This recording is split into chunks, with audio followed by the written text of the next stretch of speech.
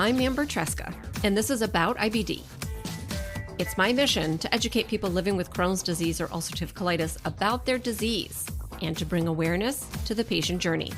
Welcome to the second of my 2 episodes with Jenna Ziegler of the Comical Colon.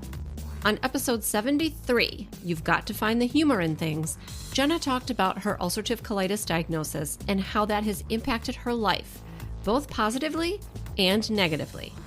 On this episode, Jenna tells more about a second diagnosis that came out of nowhere. She has a presumed diagnosis of a liver disease called primary sclerosing cholangitis, or PSC. She describes how she's had to fight to get both a diagnosis and treatment for PSC. Plus, she shares what she's learned through this journey and gives sage advice for those who live with PSC and for everyone who lives with inflammatory bowel disease.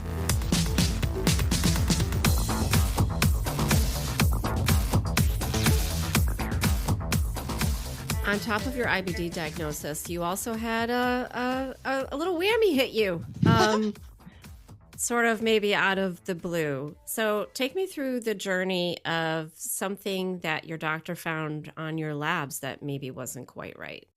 Yeah. So around December 2017-ish, my doctor discovered I had abnormally high liver numbers.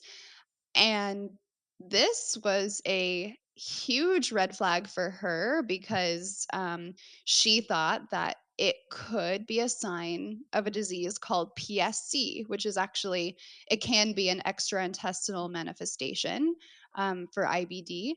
And luckily, my GI at the time, uh, this was her specialty. PSC was her specialty. So she saw these liver numbers and she was like, we can't ignore these. We got to investigate.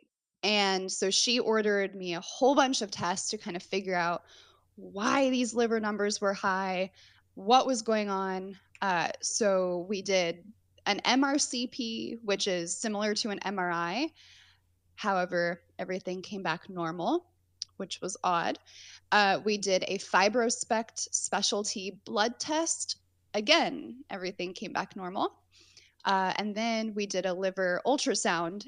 And finally, something abnormal came up, which of course isn't good, but at the same time, it kind of helps get an answer for the liver numbers. And it suggested that I had fatty deposits in my liver, which is a key sign of PSC. You're not a typical PSC patient, I am not. yet your doctor had a high suspicion of it anyway. Was it just because it was her specialty, or like what led her? Because I don't think I'm alone. My liver numbers are sometimes all over the place, and everyone just says, we'll just see how it is next time. Yeah, I think a lot of it has to do with yes, it is that doctor's specialty. And also it's her personality type, which thankfully her personality is like mine, where if something's off, we want to like, why is it off? We want to dig into that and figure it out. So it was really concerning that I had these high liver numbers, but then all the or almost all the tests we were doing came back normal. And so that just gave us even more drive to figure out, why were these liver numbers high? What is causing that? Yeah, after we got the results for the ultrasound, she put me on a medication called vancomycin. And this is an antibiotic that is typically used for C. diff infections. There are a handful of patients, or I'm sorry, a handful of GIs and hepatologists who will prescribe it for PSC. So she put me on that basically as a way to avoid any invasive procedures, because essentially, if I responded well to the drug, so if my liver numbers went down, if I started feeling better, because it also helps with IBD, or I should say, it can help with IBD. It can help manage your IBD symptoms. I was in a flare when I started vancomycin, and within 6 weeks, I was out of the flare. My liver numbers were normal, which was another sign that I might indeed have PSC. And I guess I should explain PSC for those who aren't familiar, PSC stands for primary sclerosing cholangitis, and it is a rare autoimmune, non-alcohol related progressive liver disease. So it's intimidating sounding. I was very shocked when my doctor suggested it because I did not have any symptoms besides the high liver numbers. I did not have any physical symptoms at the time. So what's really interesting is PSC and IBD are thought to be related, but researchers don't really know exactly how. So like IBD, PSC is thought to be caused by a combination of environment, genetics, and microbiome. And then also, what's really interesting is about 80% of people with PSC also have IBD. Typically, it's ulcerative colitis, but only about 5% of people with IBD develop PSC. So, lucky me, I'm in that 5%, which makes me even more a rare case. Yeah, so over the years, I've started getting some symptoms. I really only what I have is the liver pain, which is behind your ribs on your right hand side.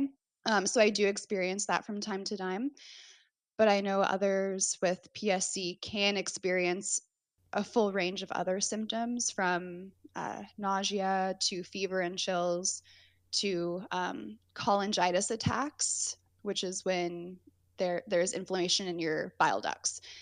Yeah, essentially, what happens if you have PSC is your bile ducts become scarred and they become narrowed, and it locks in the bile inside of your liver, which causes fibrosis, which is scarring, which can lead to cirrhosis, which can lead to liver failure.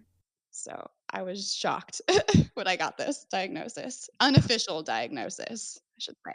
Yeah, and we'll continue to talk about that. Yeah. But what's interesting to me too about you being on this journey with PSC is that, first of all, it is a rare condition. And so did your physicians go through with you who is a typical PSC patient and why you are not a typical PSC patient? So I would say one of the reasons why I am not a typical PSC patient is because, first of all, my doctor thankfully caught it in the very early stages.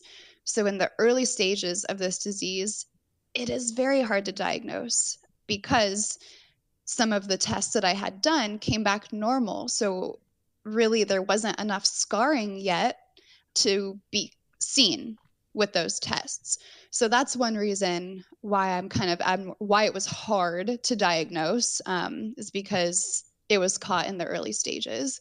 But the other reason why I'm not a typical PSC patient is because my gastroenterologist put me on vancomycin, which some GIs and hepatologists do, but many do not. It is a less common medication for PSC. So the fact that I'm on it can make it difficult to compare, for example, my liver biopsy results, because many hepatologists have seen PSC in patients who are not on vancomycin. So man, this is something I've become so passionate about ever since my liver biopsy, because I so hope that one day vancomycin becomes a common treatment for PSC, because it's saved my life. It has saved my life, and I just wish that it was easier for insurance companies to approve. I wish that there was more research and clinical trials being done for this specific brand of Vanco. I will say this is important, so I want to make sure I mention this. For PSC, it does have to be a specific brand of vancomycin. It does need to be the Ani Pharmaceuticals brand. It's the only one that has been proven to be effective in PSC, at least. C. diff, different story. PSC, it does need to be the certain brand. That's a very good point. It's really amazing that you were sort of in the right place at the right time. Yes. Because another physician for whom this was not an area of focus, I really doubt that you would be receiving treatment. 100%. Yeah. I 100% agree with that. I've thought about that. I've actually talked with my GI about that. I now live in a different state, but I am still in touch with this GI, and we've talked about that. And I mean, if this wasn't her specialty, or if I was referred to a different gastro, I could potentially be walking around with lots of fibrosis or even cirrhosis, and we would have caught it too late.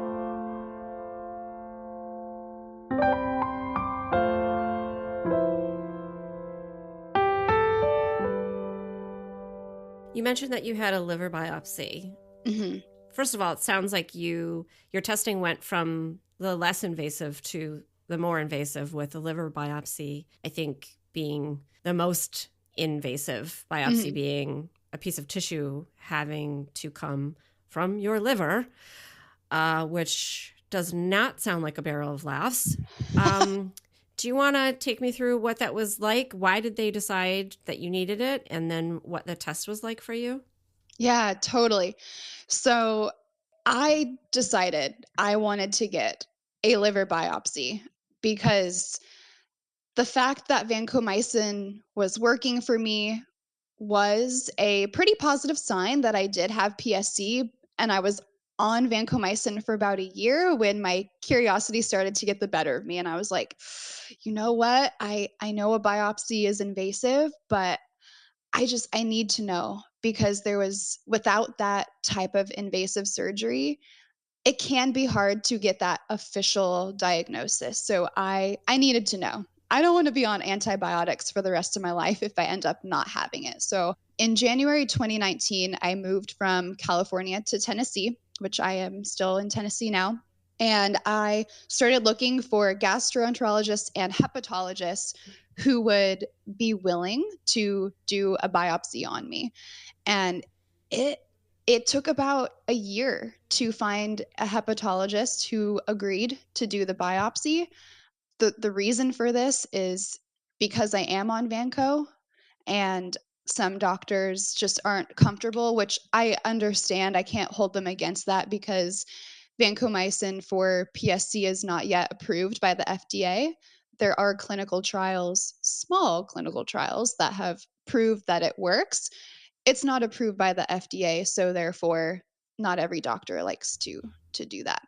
But I did find a hepatologist who was willing to do a biopsy on me. I actually had to do a fibroscan first, because like the 4 or 5 doctors I saw said that there wasn't enough evidence to warrant doing such an invasive surgery.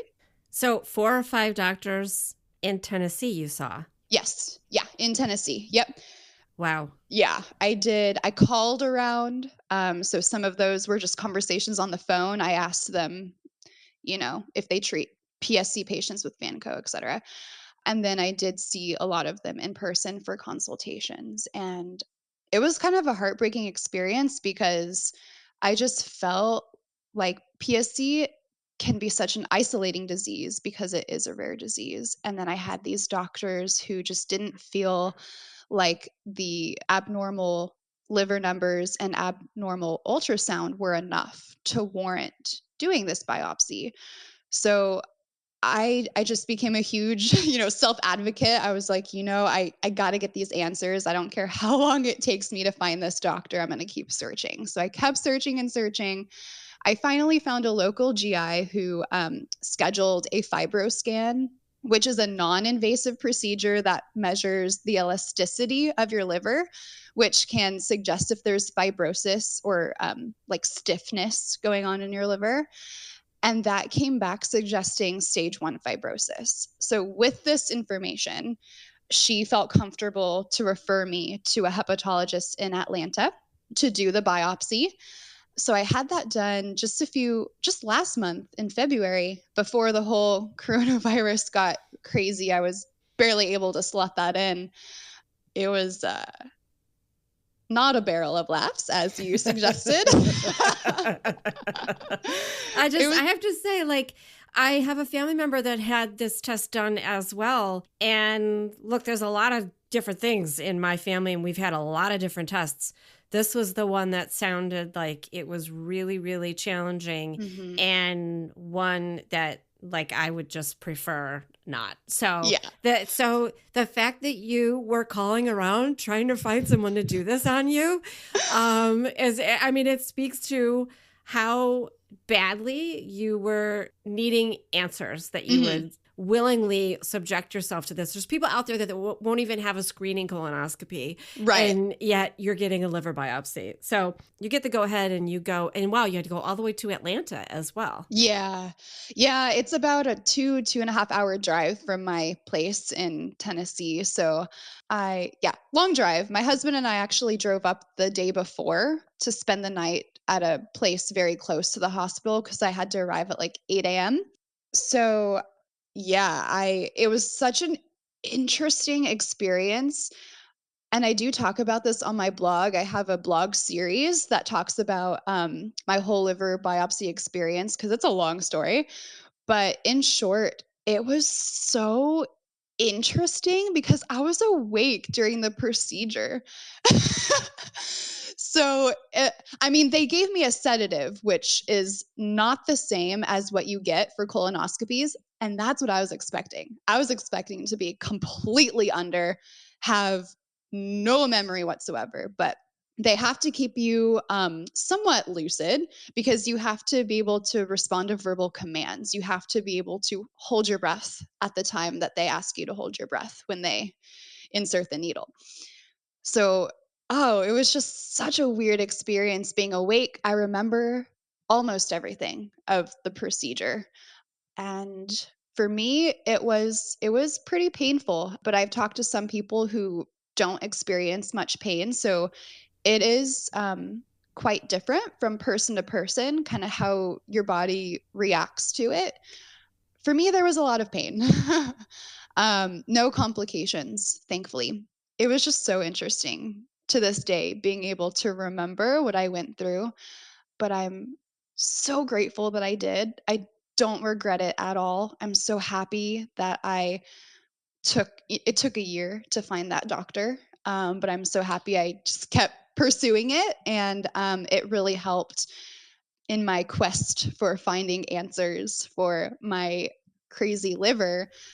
I did get the results the following day after the biopsy, and the hepatologist said that I do indeed have scarring around my bile ducts, but I do not have any active inflammation anywhere in the liver, which shocked him because this is not typical for PSC patients. A marker for PSC in the pathological results are scarring around the bile ducts and active inflammation. So he wasn't sure, but I did speak to my GI from California about it since we are still in touch. And she said, Jenna, your results are exactly the results of all my other PSC patients who are on vancomycin. They have the scarring, but they don't have inflammation. And the theory behind that is that I did have inflammation once upon a time, but the vancomycin absorbed or got rid of the inflammation, but it left the scarring, which is not reversible. I can't, to this day, I can't say it's a 100% official diagnosis of PSC just because there have not been enough studies done of PSC patients on vancomycin looking at their liver biopsy results. So it's still not official, but it's very, very close to being 100% official now. Are there any differentials, however? Could this be a different form of a liver disease? I feel like I mean, I've been in touch with my GI about this, and this was a question I had. I'm like, is it PSC? Could it be autoimmune hepatitis? Could it be primary biliary cholangitis?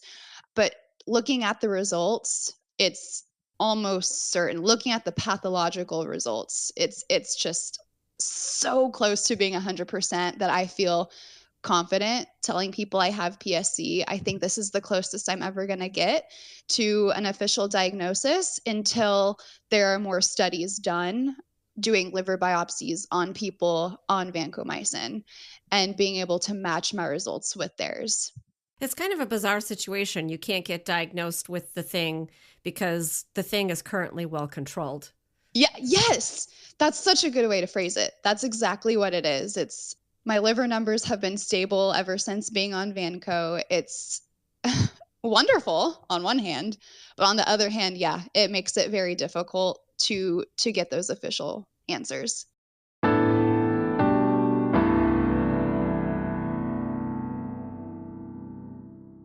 Have you discussed it all with your hepatologist or one of your gastroenterologists in regards to what your prognosis is or what the next few years might look like for you?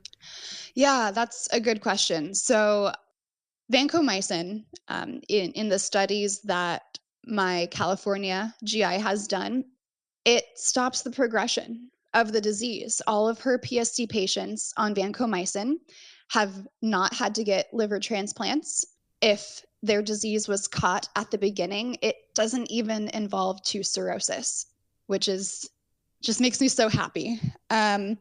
Typically with PSC, or if you're on vancomycin and it doesn't work for you, because that can be the case for some people.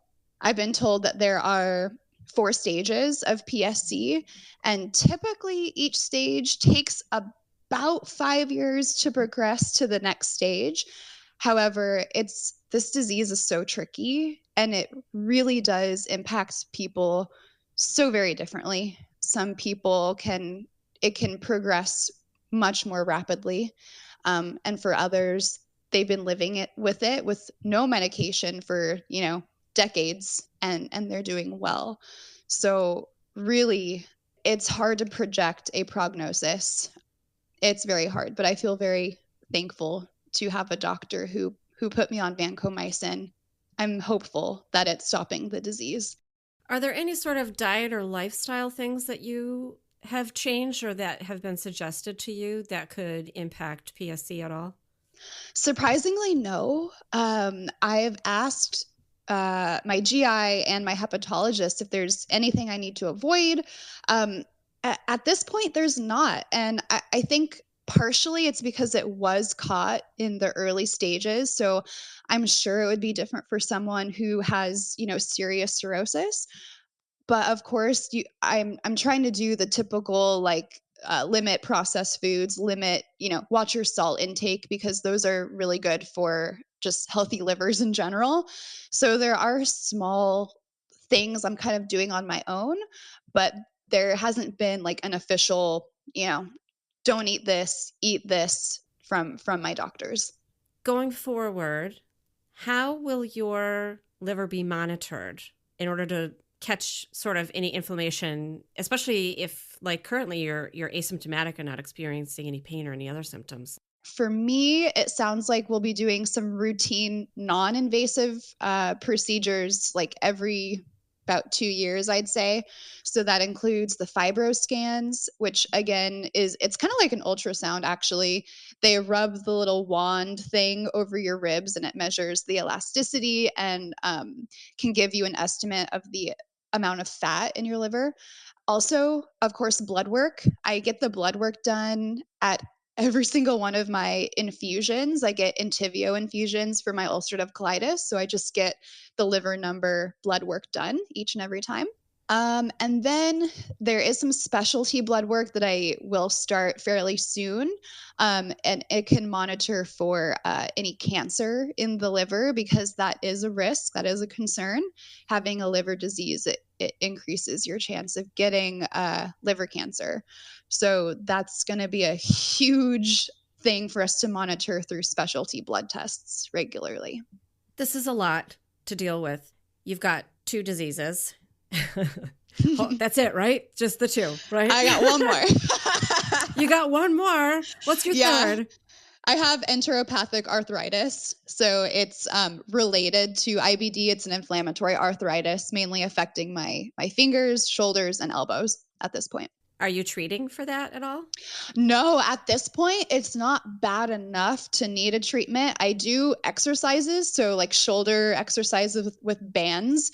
And at this point, it's all I need. But I do have a medicated cream I can use on the bad days or down the road if it gets worse.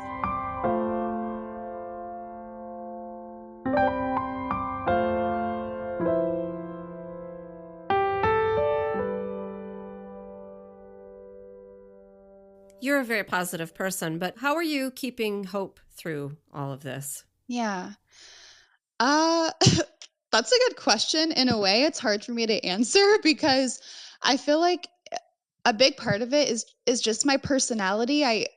I've always been an optimist, and I think having these diagnoses has just made me even more choose to create those silver linings. So it's oh man, I think for me I just got to focus on what gives me peace, what makes me happy, and really just focus on those things and fill your mind with those things. It's so easy to snowball and get anxious and get nervous, and of course I do at some points. Everyone experiences that. But I think you just got to find those things that make you happy and pursue them and prioritize them every single day of your life, every single day. I understand from your writings that vancomycin, first of all, it is being used off-label for you and for others in treating PSC. What is the controversy surrounding this, and what are the challenges that you've faced in receiving this medication? Yeah. So the reason that it's not commonly prescribed is, first of all, it's not been approved by the FDA specifically for PSC. When I pick up my vancomycin at the pharmacy every month, on the pamphlet it says common uses C. diff. PSC is not on there. And the reason for that is because there just simply have not been enough studies or clinical trials done with this specific brand to monitor how it can help people with PSC. So my hope for the future is that there might be more funding in this area and there would be larger clinical studies to prove its efficacy for treating PSC. I mean, it's saved my life, and so I'm so passionate about this. But unfortunately, it's caused some issues. One of the issues it's caused me is pharmacies may not be aware that it does need to be a certain brand for PSC. So several times the pharmacy has ordered not the right brand, and I've had to tell them and then pick it up late, a few days later, with the correct brand. Another issue is that some insurance companies have a maximum quantity of pills that you can pick up each month. Typically for PSC patients, it can vary, but the standard amount is 180 capsules per month. And when you are taking Vanco for C. diff, you don't need this many. And so I had to go through this huge, crazy exemption process last year with my insurance company. And I actually need to do it again this year because I have to renew it annually. And then I think the other thing that's been really hard is just finding a doctor who is willing to prescribe it. And I will say to all you listeners out there, those doctors exist. They are out there. So if you or a loved one are curious, you want to learn more, you want to try Vanco for PSC, don't stop searching because it is hard to find that doctor, but they're out there. So keep looking till you find them. Also, I will say if you are seeing a GI for your IBD, I would highly recommend asking if they can monitor your liver numbers on a regular basis. They might do it every 4 months, every 6 months, whatever they feel is right for you. And I know it is only a 5% chance of developing PSC if you have IBD, but I mean, if you can catch it through blood work tests, that might be worth considering. Thank you so much, Jenna. I really appreciate all the information that you've given us about PSC. Thank you so much for having me, Amber. I've really appreciated it. It's been a lot of fun. Hey, super listener. Thank you to Jenna Ziegler of the Comical Colon for being so open about her disease journey and for being such a complete delight to work with. You can find Jenna on her blog, thecomicalcolon.com, and on Facebook, Twitter, and Instagram as The Comical Colon. Thanks for listening, and don't forget, you can find me all over the interwebs as About IBD on Facebook, Twitter, and Instagram. If this is your first episode with me, welcome. I've got plenty more where this came from, so be sure to check out the back catalog of 72 other episodes. If you subscribe to About IBD in your favorite podcast app, you can browse them all, or you can search through them on my website, aboutibd.com. You can find all of this information in the show notes. If this is not your first episode and you're already subscribed, I want you to know something. You're my favorite. Thanks for listening, and remember, until next time, I want you to know more about IBD. About IBD is a production of Mal and Tal Enterprises. It is written, produced, and directed by me, Amber Tresca. Mix and sound design is by Matt Cooney. Theme music is from Cooney Studio. Thanks, Jenna. It was so great talking to you. I really appreciate it. Thank you so much for having me. Oh, that's okay. Sorry. Let me do that again. Oh, great. Well, at least it happened with that. I know. That was my fault.